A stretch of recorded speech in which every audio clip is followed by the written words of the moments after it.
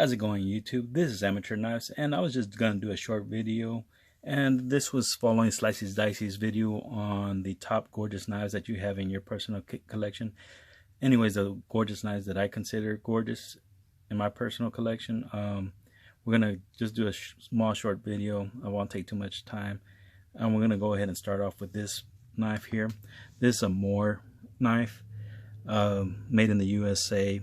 This was actually the first knife that got me into knives, and at that time seemed like an expensive purchase. I paid $60 for this knife, and like I said, at that time it seemed like expensive, and from there it kind of went up in price. This has bone handles, and I believe this blade is going to be 154. I'm not really sure about that. It's actually a lockback design.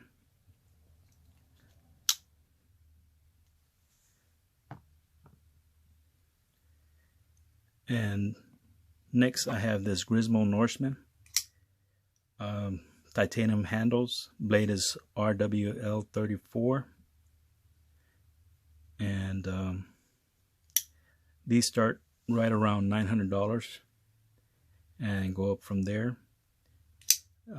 Many people like them, some people don't. It depends on whether you like that blade shape or not. They call it the Hippo blade. I like bulldogs myself, so when I saw this blade's design, I very much liked it, so I got it. And there you go. Next I have this Koenig Arius. This particular Koenig Arius is M390 and titanium handles. This is actually a Gen 4 Arius. These guys start right around $600, I believe, and go up from there depending on design and blade steel.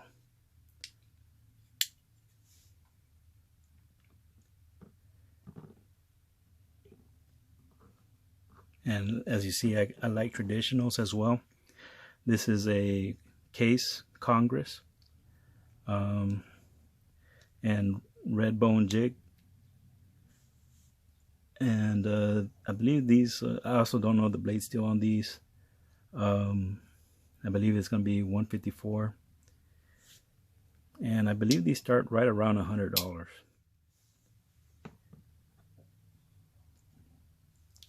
Next I have this Hawk knife design.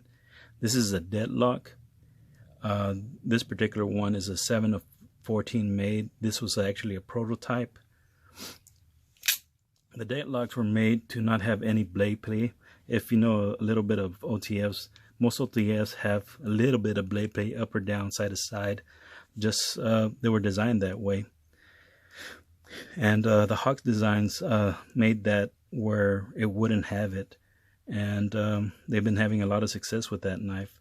This particular knife has a Damascus blade, carbon fiber handles, and heat treated accents. These retail right around $1,100, and depending on blade steel and single edge or double edge, it goes up from there. This knife is a Peter Resente Small Satori. It has a Damascus blade, titanium handles, Zerk pivot, and I believe his knives start right at $1,200 and they go up from there. And these are integral handles. Next I have, this is a Jerry Moen Mongoose. And this particular one has Damascus steel, titanium handles, and a titanium pocket clip, heat anodized. These, I believe, retail, I think they start right at $600 up to $800. I think I paid $750 for this particular one. They also make one, a production one. I believe they start right around $300.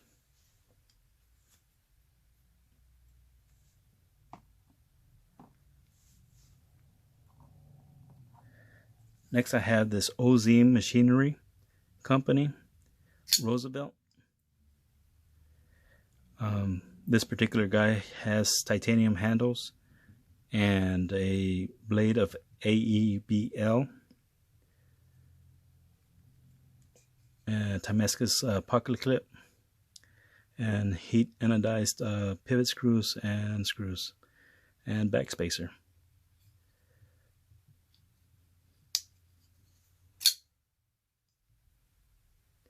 These guys believe they start right at $500, and depending on blade steel and design, they go up from there.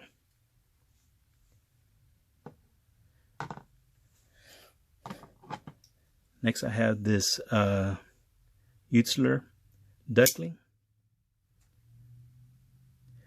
This also has titanium handles and AEBL steel, blade steel. Most of these knives that I have are very, very smooth.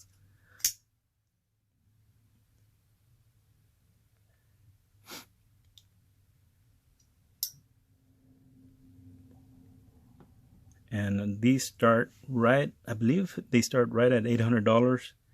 And depending on design and blade steel, they go up from there as well. Next I have this Pena front flipper Barlow. It has micarta handles and a blade steel of 154.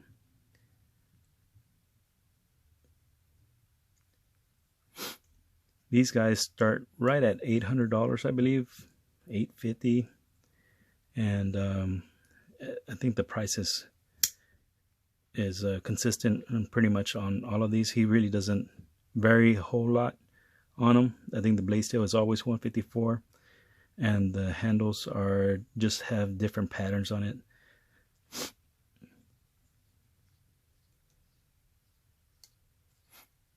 And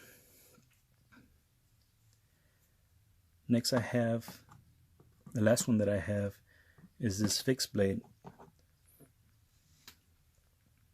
It's made by Tom Buckner.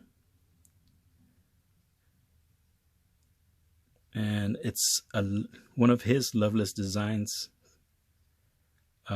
drop point. Has a sandbar stag, and it is gorgeous.